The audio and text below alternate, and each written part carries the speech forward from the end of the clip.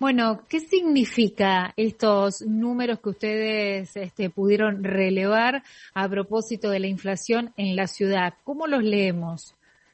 Bueno, 5,2 es un número muy alto, claramente.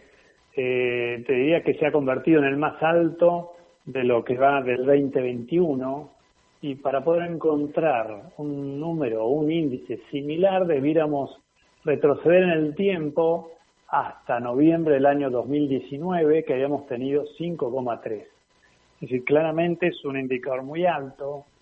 Te diría que casi que nos toma por sorpresa. Nos imaginábamos un número más bajo, pero claramente cuando uno analiza todos los capítulos, encontramos que los aumentos han sido muy grandes y muy amplios y en muchos productos. Obviamente encontramos combustible, autos 0 kilómetros, medicamentos, algunas prepagas, obviamente lo que es alimentos y bebidas, que se lleva gran aumento, gran parte, entradas a espectáculos, cuotas de clubes deportivos, transporte también. Es decir, encontramos, donde veamos los capítulos que analizamos nosotros, ¿sí?, prácticamente hemos encontrado aumentos muy grandes que hacen que este 5,2 hayamos llegado a este 5,2. Así que ese es el análisis que nosotros hacemos. Es un índice que desde el principio de año no para de tener aumentos y de generar tanta preocupación, porque pasados 4 meses del año ya tenemos casi un 17% acumulado.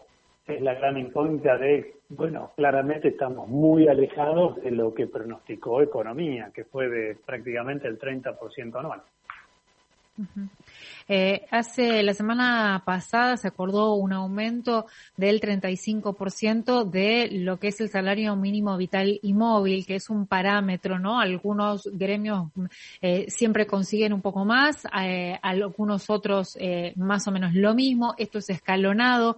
¿Cómo entendemos si proyectamos estos números entendiendo este porcentaje que se ha conseguido o que quedó allí rubricado con el salario mínimo vital y móvil? ¿Podemos hacer un análisis teniendo en cuenta estos números y lo que ha dado la inflación, o estamos haciendo futurología y no está bien?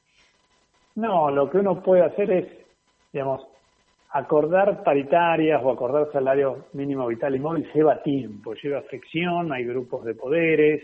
El gobierno estimaba también que este año los ajustes paritarios o salariales estuvieran en el orden del 30%, anclándola a lo que estimaban como inflación también del 30%. Entonces hace fuerza y pone algunos parámetros el gobierno, después están en las negociaciones, en las fuerzas que tienen digamos, los que negocian. Uh-huh. La otra cuestión es que uno supone siempre una inflación. El gobierno marca un rumbo que es del 30, el mercado está mirando más el 50, entonces tenés 20 puntos de una punta a la otra y las paritarias tienden a estar más cerca de ese 30, proyectado a través del oficialismo. El tema es que después la inflación nos está dando otros resultados, encima, en, como decís vos, en cómodas cuotas, por decirlo de alguna manera, entonces siempre está el salario real atrasado. Llevamos muchos años ya de salario real atrasado y te diría está inédito, hace mucho tiempo que esto no ocurre. Siempre de alguna u otra manera había alguna recuperación. Para poder hacerlo, imagino unas paritarias mucho más amplias de las que vos estabas mencionando. Y es verdad que uno habla de un promedio. Hay sectores que alcanzan paritarias de arriba del 40%. El año pasado hubo sector bancario que alcanzó como el 50%, pero también otros sectores alcanzaron un 20%. Es decir, es muy dispar las negociaciones entre sectores. Sí, claramente hay algunos sectores que tienen una negociación allí más poderosa, por llamarlo de alguna manera. Por ejemplo, claro. Hoy más temprano nos enterábamos que el sindicato de petroleros Gas Bio Bahía Blanca La Pampa, bueno, decía por tiempo indeterminado en refinerías a partir de las 0 del miércoles 5 de mayo, bueno, hay un paro, ¿no? Y tiene que ver justamente con esta cláusula que ellos habían puesto, cláusula de revisión salarial, ¿no? Y uno piensa que es un gremio gremio que es un gremio que podría ser más poderoso a la hora de negociar Claro. que otros. Y sin Sí, embargo está ante esta situación. Claro, el tema cuál es también, que realizar ajustes paritarios en momentos en los cuales hay recesión, digamos, venimos desde el 2018 con una amplia recesión, este año va a tener crecimiento la economía, no tanto por mérito propio, sino porque tuvimos una caída muy abrupta el año pasado, entonces es una especie de efecto rebote, con que varias industrias empiecen a movilizarse, ya vamos a encontrar un crecimiento positivo, pero en definitiva falta mucho para recuperarse, hay muchas empresas que han cerrado, hay muchas empresas que tienen muy caídas sus flujos, digamos, comerciales, entonces es difícil afrontar paritarias en momentos como este, que hay cuestiones de problemas de restricciones de circulación, que la gente más adulta no puede ir a trabajar, que hay personas que digamos que son, no sé cómo decirlo, ¿no? Pero que contraen el virus y no pueden ir a trabajar y hay aislados, y en esto se viene una paritaria. Ahora, sí es razonable una paritaria cuando tenés una inflación tan alta. El tema es por qué estamos teniendo una inflación tan alta en estos contextos donde no está todo funcionando como uno supone. Claro. ¿Y por qué es? ¿Lo podemos contestar o es muy difícil? Mirá, uno siempre está pensando que uno, digamos, persigue tener, el empresario o el comerciante persigue tener rentabilidad en su negocio. No va a tener una estructura de costos y emplear gente para perder, lo hace para ganar. Es una economía donde se busca un lucro, un beneficio. Ahora, cuando uno habla de 30% de inflación, después el mercado espera 50%, que ya no le cree al gobierno lo que está estableciendo.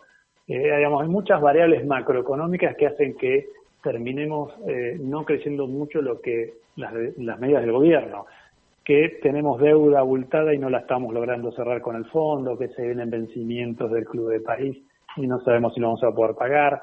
El no manejo de la inflación, problemas de importación, de muchos insumos nuestros, necesitamos importarlos y tenemos problemas para acceder a tener dólares en la mano para poder importar, pocas reservas.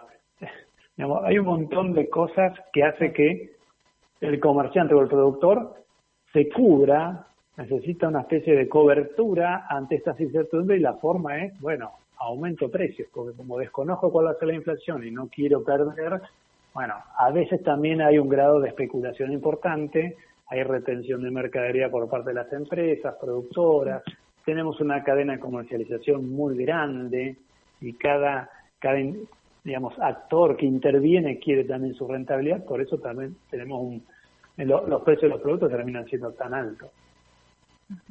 Hay un informe que salió publicado el último fin de semana que tenía que ver con el análisis que hacían de los balances de algunas de las principales empresas de alimentos, ¿no? En el primer año de esta pandemia. Entonces marcaba como Molinos, Arco y Ledesma con una de las empresas que fueron ganadores en términos del análisis de sus balances, ganadores en la pandemia, ¿no?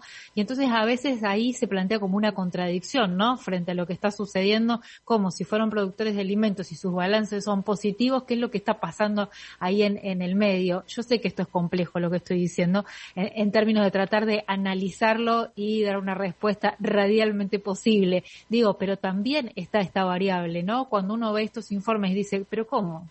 Fueron los grandes ganadores de la pandemia. ¿Qué es lo que pasa en el medio? Bueno, a ver, digamos, uno de los grandes también ganadores de la pandemia son aquellas empresas que están, virtualizadas. Todo lo que es e-commerce han ganado porque no hemos podido circular. Ahora, una empresa alimentaria del rubro de la alimentación quizás no sea, no nos debería llamar la atención, porque si es algo que se consideró esencial en todo lo que fue la pandemia, fue justamente el rubro alimentario o alimenticio. No cerró, siempre se mantuvo abierto. Y el año pasado, por lo menos el año pasado, no hubo desabastecimiento. El problema lo estamos viendo ahora. Estamos viendo que hay góndolas que no encontramos los productos y nos cuesta entender por qué. Porque si es, como te digo, es retención de productos porque no hay importación, porque sube el combustible, porque suben algunos servicios como el gas a nivel industrial, la luz. Bueno, hay un montón de factores que hace que a veces nos cueste entender y contar la razón y cómo manejarlo. Evidentemente, manejar la inflación en Argentina después de 70 años no lo hemos podido hacer solo con la convertibilidad y terminamos mal. El tema del control de precios es algo complejo. Controlar los precios de una economía es imposible hacerlo estructuralmente. La cantidad de gente y de organismos de control que tenés que tener. Y antes, si vos anunciás tanto un acuerdo de precios, se te anticipa el comerciante o el productor argentino que tiene experiencia en esto y te remarca antes. Es complejo, pero bueno, las alimenticias han ganado.